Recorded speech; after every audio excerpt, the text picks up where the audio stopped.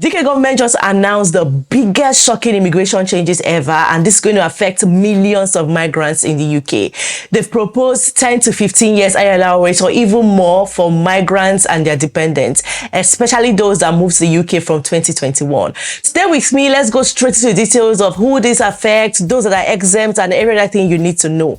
My name is Tochi, you're welcome to my channel. Please like this video, give it a thumbs up as you're watching, so YouTube can recommend it to more people. Kindly share it to everyone that needs to hear this because it's very serious. So all my returning subscribers, you guys are amazing. You're welcome back to today's video.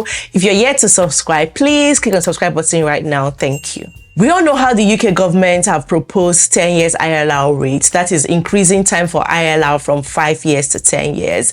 And they've been saying this thing for a while now, but they just announced something really shocking. Like, some people would have to wait for 15 years to get ILR. In fact, they were more specific now. So I'll just show you guys immediately, okay? Before I continue, I want to quickly tell you all about LemFi. For those who don't know, LemFi is a reliable app that allows residents of the UK, Canada, US, and Europe to send money back to Africa at zero fees. They have one of the best rates you can find in the market, so you'd always get your complete value for money.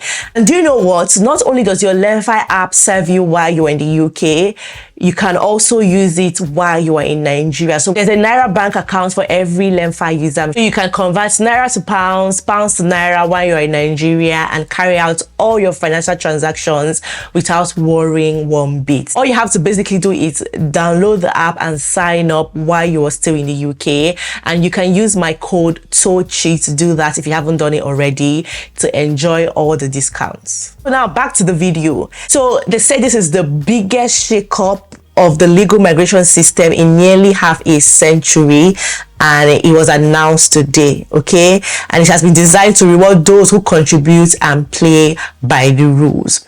Earlier this year, the government announced it would double permanent settlement qualifying period for migrants to 10 years, and we all know that, and then we've been waiting to see what they will say about it. And today, guys, the Home Secretary just shocked everybody with this announcement. Like, the changes will apply to almost 2 million migrants who arrived in the UK from 2021. Now they are now more specific with numbers, with dates, and everything. You remember when the BBC said this sometime, but there was no further information on that. The government didn't even say anything. They didn't come out to accept or even deny, but they just didn't say so much about it. They have said that almost 2 million migrants who arrived in the UK from 2021, subject to consultation on transitional arrangements for borderline cases. So it will not apply to those with existing settled status who have made their lives here. So those who already have ILR, who have settled in the UK, will not be affected. It will only affect those who moved to the UK from 2021. And low-paid workers, such as the 616,000 people and their dependents who came on health and care visas between 2022 and 2024, will be subject to a 15-year baseline. Why 15 years? Because the government have said they want to increase time for ILR from 5 years to 10 years. So how come care workers are now going to get 15 years?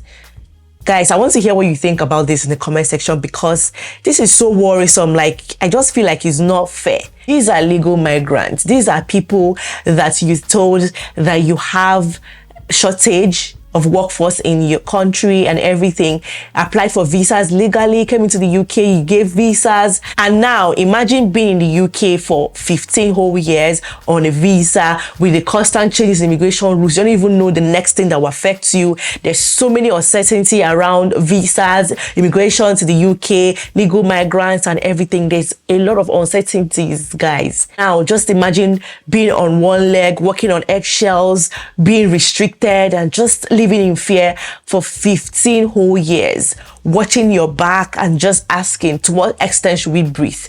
Because there's a lot of conditions. Do this, don't do that, you have to do this. We're going to go into the details, everything that they have said. You know, these are people that you invited, that you would say, come, help us solve the shortage in our system, help us solve the shortage in this sector. You know, we need carers, we need healthcare workers, come in. meet all the criteria, write your exams, get police clearance, do that, do everything, apply for your visas. You can come with your dependents. And these people applied, answered to this call, came in, and now this is all they get. I know that, yes, your country, your rules, you have to protect your brother, you have to do what you have to do to protect your country and everything. That's fine, right? But personally, I just think this is unfair, and I want to hear what you think in the comment section. Will you add extra 15 years to the time they've spent in the UK already, or will you subtract the time they've spent already and now give them extra time?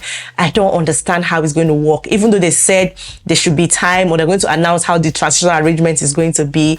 But I'm really curious to know how they want to pull this off. For those that moved to the UK in 2021, by now they're already like 4 years in the UK. For those that moved in 2022, they're already like 3 years in the UK. So a lot of people are already counting down, 1 more year left, 2 more years left, 3 more years left for them to get ILR, having the 5 years in mind. And now you now want to add extra years to that. So it's going to affect both the main applicants and their dependents as well, according to what they have said here. Now, migrants reliant on benefits face a 20-year wait for settlements, quadruple the current period and the longest in Europe. And landmark proposals will see migrants only become eligible for benefits and social housing if they first become British citizens, right? So you cannot get benefits or social housing or anything like that until you become a British citizen. It used to be once you get your settled status, you can access those things. Like you get your ILR, you can access those benefits and all. But now they're saying even if you get settled status, you cannot access any of those benefits until you become a British citizen. Okay, go migrants and visa overstayers would have to wait up to 30 years to settle. You're going to have that status that you have for 30 whole years before you can get your indefinite leave to remain. So if you came in when you were about 30 years, you will be getting your settled status when you're 60. If you did that when you were like 20, you'll be getting your settled status at about 50 years old. That's a very long time to wait for this, actually. Like, it's so long. There are still people that are going to get ILR after 5 years. People that they have exempted from this. And they are doctors and nurses working in the NHS. They'll be able to settle after 5 years. So how about nurses that are not working in the NHS? Now, to support economic growth, the brightest and best of international talent could have settlements fast-tracked, with high earners and entrepreneurs able to stay after just 3 years. Now, what is the range of these high earners? They've still not told us that. Doctors and nurses working with the NHS, teachers, public servants, they're going to get ILR after 5 years. It's still 5 years for those people, but the rest, every other person, will be 10 years. Due to record high levels of migrants in the previous government, 1.6 million migrants are set to become eligible for settlement by 2030. And I guess this is something they want to control, because here, this is just a summary, but here they have stated a fairer pathway to settlement where they broke down everything. So you can take your time and read it on the gov.uk website. It's about 60-something pages.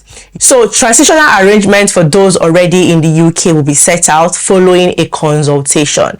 That's the transitional arrangement, how it's going to go, these questions that we're all asking, how are they going to do it? How many years extra do you now have to wait? For example, if you spend 3 years already, or even 4 years, what's not going to happen? That's this transitional arrangement they're talking about that is going to happen very soon, or following a consultation.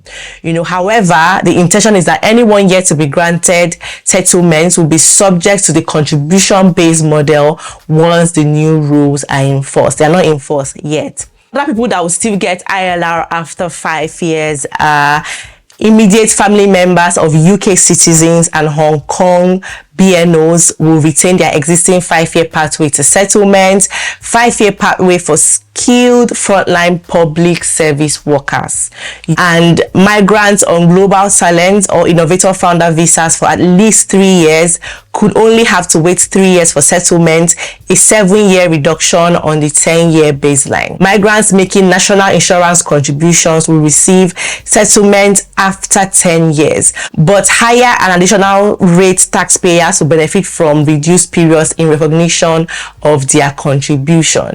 So no more public funds, no more benefits to those that have gotten ILR. It is until you have become a British citizen that you can now access all of those things. Now, to earn citizenship, migrants first need to pass the Life in the UK test and pay additional fees. And they also said in the white paper that they are going to change the way the Life in the UK test runs and everything. We're still waiting for them to make that announcement. They've introduced tougher English requirements and everything. In fact, we have now seen that all the proposals in the white paper is now beginning to make more sense. They're beginning to flesh it all out now and even give effective dates and everything. This shows that they are more serious than ever. It's just unfortunate that legal migrants have to pay the price, whether it's politics, I don't know, whatever it is. It's just very unfortunate that, you know, when two elephants are fighting, it's the grasses that suffer. Refugees who came to the UK legally will now be subject to a 20-year period. So guys, it's not good news at all today. Like, it's so sad that a lot of people are going to be affected. And the ones that pains me the most is this one for care workers. Like, why do they have to wait? Like, why should they have to wait for 15 years to get ILR? Legal migrants working in the UK, taking care of vulnerable people. Why? So I also tried to look at Sky News to see if they simplified it a bit for us. And here it's just almost the same thing that we have seen. They said those who were applied for indefinite leave to remain must have no criminal record, speak English to A-level standards, and have no debt. When you say have no debt, what do you really mean? You know, these are the things they need to clarify as well. And she said the government was also proposing that those who speak English to a degree level standard could qualify for a 9-year path to settlement. Also, those paying the higher rate of tax could qualify at 5 years, and those on the top rate could qualify after 3, the same as those on global talent visas. So some are going to get after 3 years, some after 5, some after 7, some after 9, some after 10, and some after 15 years. Meanwhile, those who work in a public service, including doctors, teachers, and nurses, will qualify after 5 years, while those who volunteer could qualify at between 5 and 7 years.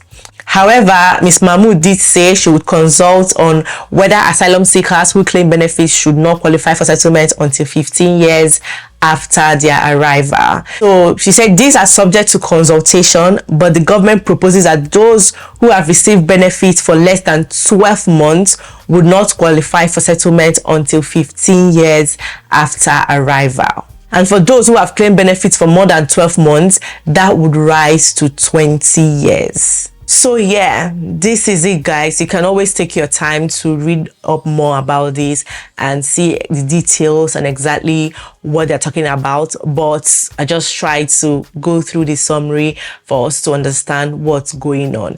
And I really want to hear what you guys think about all of this in the comment section. Let's continue this conversation there. And trust me, guys, whatever happens, whatever comes up, if there's any new thing or any updates regarding this or anything new, I'll definitely let you guys know. Okay, so yeah, thank you all so much for watching. I'll see you in my next video. Bye bye.